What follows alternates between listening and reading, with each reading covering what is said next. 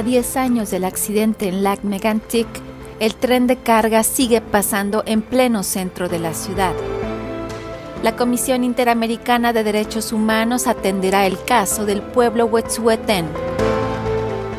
CBC Radio-Canadá y el gobierno canadiense suspenden sus publicidades en Facebook e Instagram. Y ovación de pie en Montreal para el maestro Chucho Valdés. Bienvenidos a su podcast La actualidad canadiense en 10 minutos del equipo latinoamericano de Radio Canadá Internacional.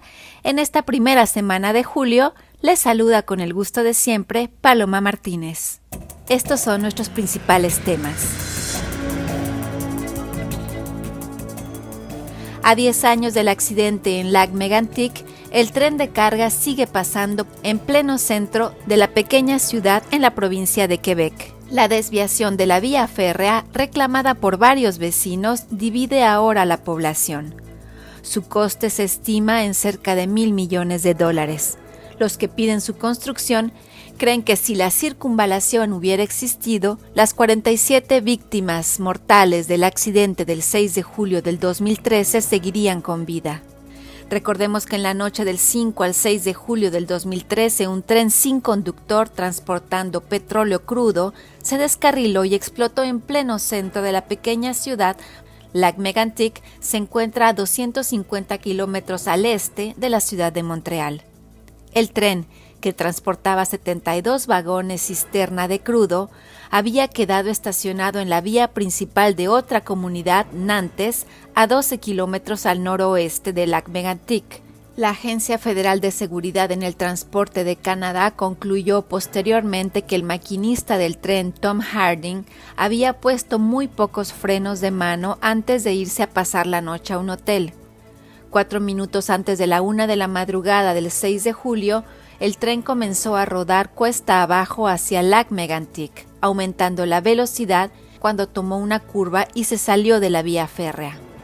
El primer ministro de Canadá invitó a todos los canadienses a recordar a quienes perdieron trágicamente la vida hace 10 años.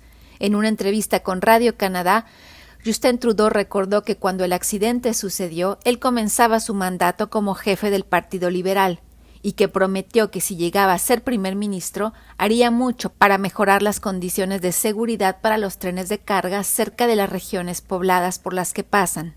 Prometió también que una desviación para la vía férrea sería construida. Une promesse que j'ai faite à ce moment-là, que oui, on allait empêcher des trains de continuer à passer. Es una promesa que hice entonces, que impediríamos que los trenes siguieran pasando por el centro de la ciudad. Han pasado 10 años y siguen pasando. Somos conscientes de que está tardando mucho, pero es un arduo proceso. Esperamos poder empezar las obras de la desviación este otoño para acabar de una vez con este problema, pero al mismo tiempo hemos hecho mucho en materia de seguridad ferroviaria y hemos aumentado la seguridad en todo el país, no solamente en Lac-Mégantic. Eran las palabras de Justin Trudeau, primer ministro de Canadá. En otros temas, la Comisión Interamericana de Derechos Humanos atenderá el caso del pueblo Wet'suwet'en. En 2019, la primera nación de la provincia de Columbia Británica se opuso a la construcción del gasoducto Coastal GasLink en su territorio ancestral. El pueblo indígena Wet'suwet'en había establecido puestos de control y bloqueado las vías férreas de Canadá, paralizando el transporte de mercancías en todo el país. Los puestos de control fueron desmantelados durante varias operaciones policiales. El 10 de julio próximo, durante una audiencia virtual, la Comisión Interamericana de Derechos Humanos examinará el trato dispensado por Canadá y por la provincia de Columbia Británica a la primera nación Wet'suwet'en durante los actos de oposición a la construcción del gasoducto que atraviesa sus tierras tradicionales. El periodista de la CBC, Duncan McHugh, explica por qué Columbia Británica es un campo de batalla por los derechos territoriales indígenas en el país. It's a really, really old story in British Columbia. We're going back to 1871 here, which is when British Columbia became a province, and from that... Se trata de una historia muy antigua en Columbia Británica. Nos estamos remontando a 1871, que es cuando ese territorio se convirtió en una provincia. La provincia, la colonia en ese momento, decidió que el título de propiedad indígena, el derecho de los indígenas a la tierra, no existía. En la década de 1870, recordemos que los buscadores de oro estaban llegando y pasando a través de la provincia rumbo al Yukon. En ese momento se decidió qué derechos tendrían los indígenas sobre la tierra y la provincia de Columbia Británica decidió que el título territorial indígena no existía. Y ese ha sido el problema en esa provincia durante más de 150 años. El periodista de la CBC, Duncan McHugh, que escuchábamos, es indígena Anishinaabe, miembro de los Chippewas de la Primera Nación de la isla Georgina en el sur de Ontario.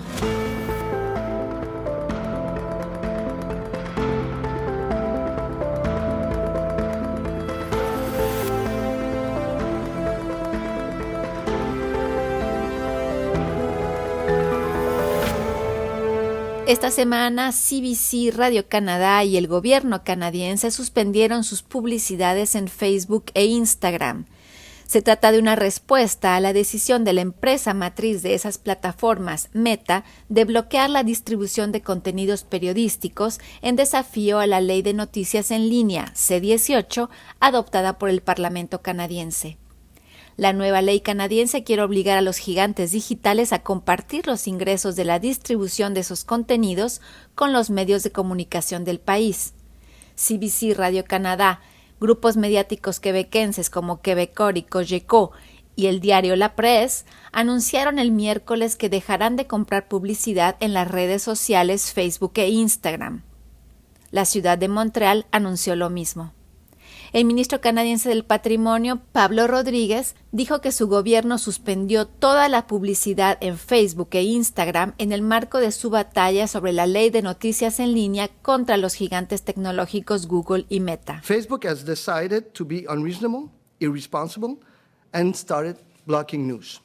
This is why, today, we are announcing the Government of Canada will be suspending advertising on Facebook. Facebook ha decidido ser poco razonable e irresponsable y ha empezado a bloquear noticias canadienses.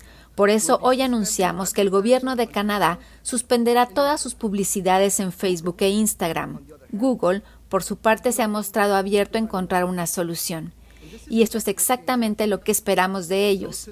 Hoy hacemos un llamamiento a ambas plataformas, Meta y Google, para que permanezcan en la mesa de discusión, trabajen en el proceso de regulación con nosotros, contribuyan con su parte justa y mantengan las noticias en sus plataformas. Es bueno para las plataformas mismas, para la información en Canadá, para los canadienses y sobre todo para nuestra democracia. Good for Canadians, good for our democracy. Eran las palabras de Pablo Rodríguez, ministro canadiense del Patrimonio. Y finalmente esta semana les hablamos de una ovación de pie en Montreal para el maestro Chucho Valdés. El virtuoso pianista cubano se presentó este jueves en el marco del Festival Internacional de Jazz de Montreal. El gigante Chucho Valdés, de 81 años, optó por hablar únicamente en español en el Teatro Maisonneuve de la Place des Arts, donde sacó de su público tan ecléctico como sus ritmos, carcajadas, bailes y una ovación de pie que lo impulsó a hacer no uno, sino dos encores. Nuestra colega Gabriela Aguzzi está preparando una reseña completa para ustedes.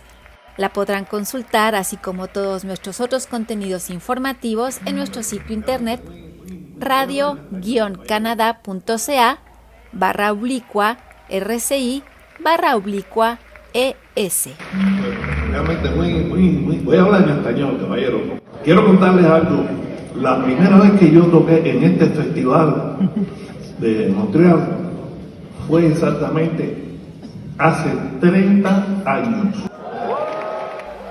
Esto es todo por nuestra parte en esta ocasión. Muchas gracias por acompañarnos. En nombre del equipo latinoamericano de Radio Canadá Internacional, Paloma Martínez les desea un buen fin de semana y será hasta la próxima.